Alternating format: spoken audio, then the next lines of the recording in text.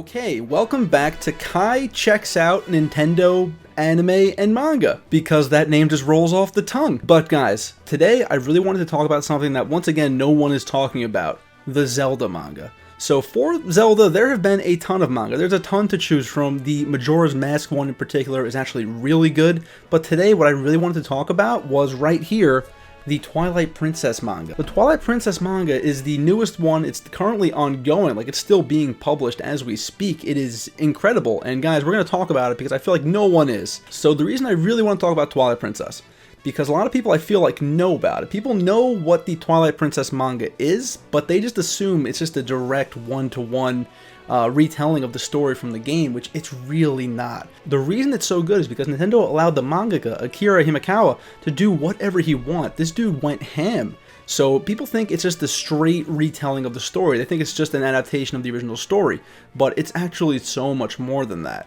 It's an adaptation and an expansion of the story in such a way that they add so much new content that, in my opinion, is some of the best stuff in the book. Like, the stuff that was there already, it's fine, but the new stuff, like, they added in things that you would never get away with in a Nintendo game. Like, for example, I'm gonna show one panel on the screen right now.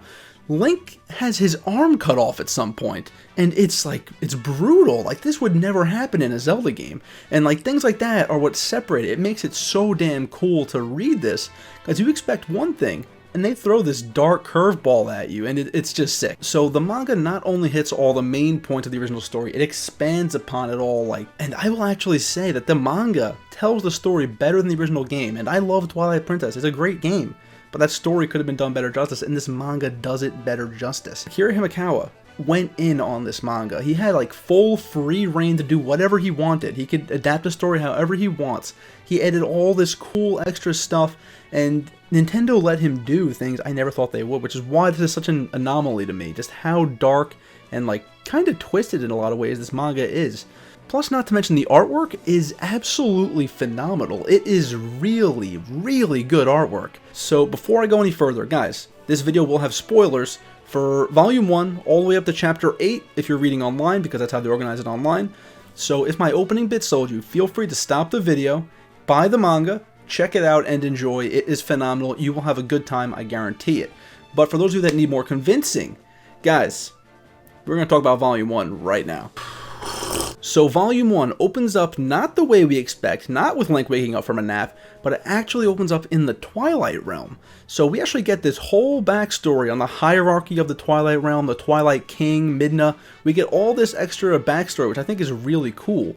For example, we learn that Zant was like the advisor to the Twilight King, who was Midna's father. So of course, when the Twilight King selects Midna as his successor, he's like, okay, it's time to start a coup, which leads to the events of the main game. And by the way, guys, can we talk about Midna for a second? She's looking pretty. But before the coup gets started, Midna actually fights Zant one-on-one, which I think is actually really cool. And like, guys, look at this artwork. Just look at Midna. It looks so good.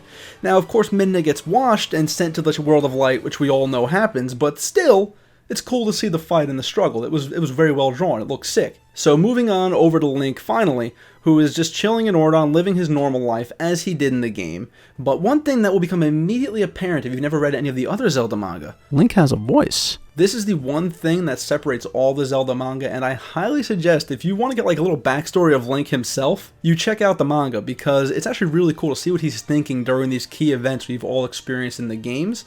And the manga are all worth reading actually just for Link talking, because it's very interesting to see Link as a character. So in Twilight Princess, for example, you can see that he's a bit of a show-off, but you can tell he's got a heart of gold. Like, he's still the guy we kind of expect him to be, but he's a bit more cocky, a bit more arrogant than we expect, which I like. He is actually a character and not just a blank slate, which is really cool. By the way, guys, I never cared much for Ilia in the original game, but in the manga, she's also looking kinda... So I absolutely love the interactions between Link and Ilia, because they actually go into their backstory, how they met. So when Link first came to Ordon, she was the one that he stumbled upon, which really fucking lucky, because her dad's the mayor, so she convinced her dad to let Link stay, which then gave him his life as a ranch hand in Ordon. Like, this just straight reimagining of the plot is great, but the new stuff they're adding, I'm telling you, it makes the whole thing worth re-experiencing. Even if you played the original game, it is really good stuff. guys, I'm gonna keep saying it, Himikawa killed it on the art with this. Like, even on the lighthearted scenes where they're just like dicking around, there's like some meme-worthy faces that I can't believe have not been memed. Like, it's a very visually impressive manga, and then like during like the chill basic scenes, there's still all this love put into it. Like, you can just tell it's so good. So now moving on though, in the original game, I would always rush past the village bit as quickly as humanly possible to get to the good stuff, but in the manga, I just kind of want to hang out with these guys. Like, these characters have so much more character to them, so much more development. Like, I actually want to know what's going on with them, which is actually really, really cool, and something that the original game just could not do.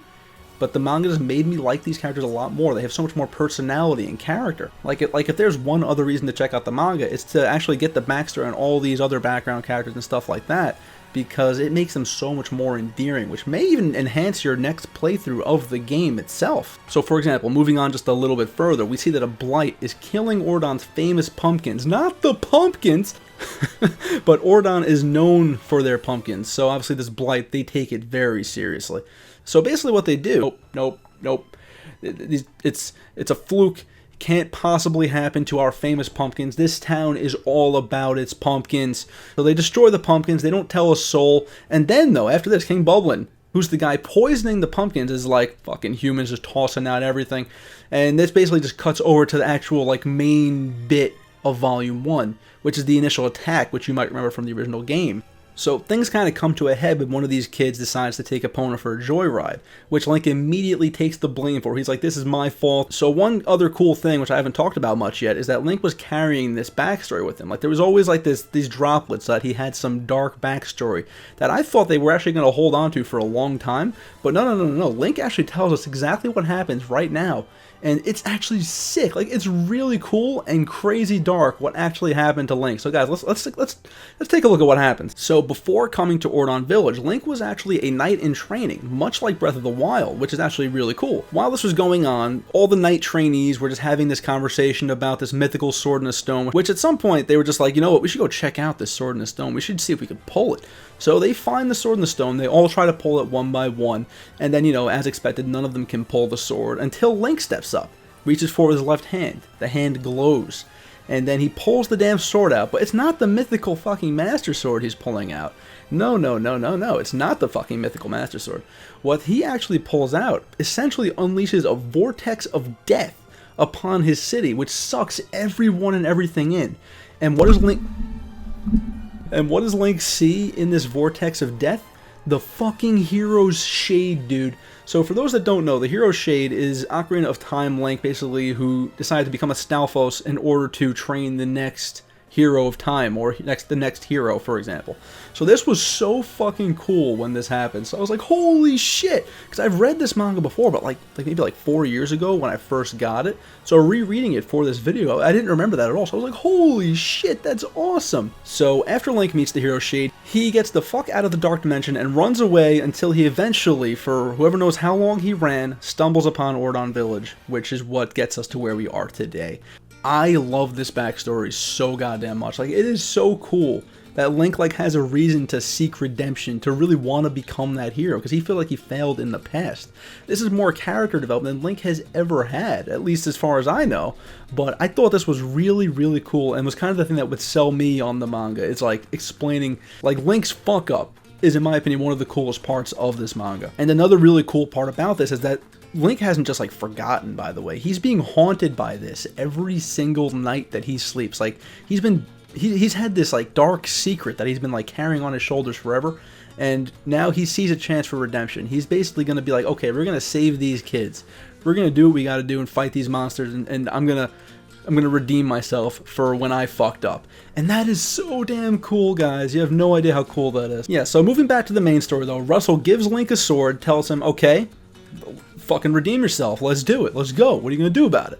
And then we cut over to King Bublin, who just got finished massacring a bunch of villagers, which once again, way more gruesome than the game ever could have been. Like dude, they don't hold back in this manga. I love it. I'm eating this shit up, dude. Like, I am loving this. So now here's where things get a little interesting, or a little more interesting. So King Bublin says he's gonna make Ilia his wife.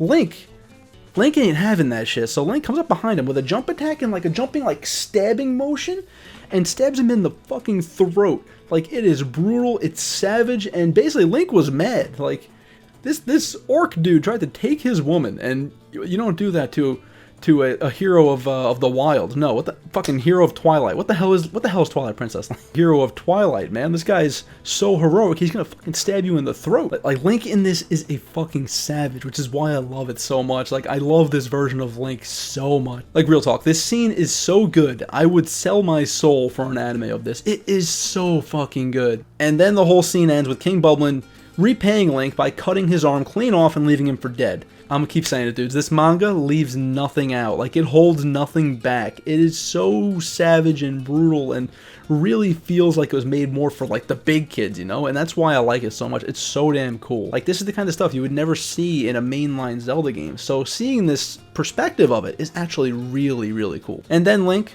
who's been left for dead by King Bublin, of course with the cheat codes that Link has on his left hand, gets revived by the Spirit of Ordon and is basically told to go chase after King Bublin, and he does, gets grabbed by the Twilight Wall, and the volume ends on Link being turned into a wolf, just like in the original game. Guys, if this didn't sell you on the manga, I don't know what will. Like, if you enjoy Zelda and want to see like a darker side with Link actually being a character, I cannot recommend this enough. I don't want to spoil anymore. It's so good. It keeps getting better and better. Guys, check it out. You will not regret it, and I promise you, you're going to have a good time reading it. So guys, if you enjoyed this type of video, help me come up with a better name for this series, because I do plan to keep doing this a little bit more if this doesn't do completely awful. So guys, drop your best possible name for the series below in the comments. I will pick a winner and shout you out in the next video. And guys, if you did enjoy this type of thing, subscribe for more. I'm going to try and do one of these a week where I check out like a manga or something. They're going to be Nintendo related, I promise. Like, last I heard, there was actually a really cool Metroid one we never got over here, and I'm interested. I am very intrigued to check that out. So guys, you want to see that, subscribe for more. Thanks for watching, and I will see you next time. Really repping the brand this time, boys.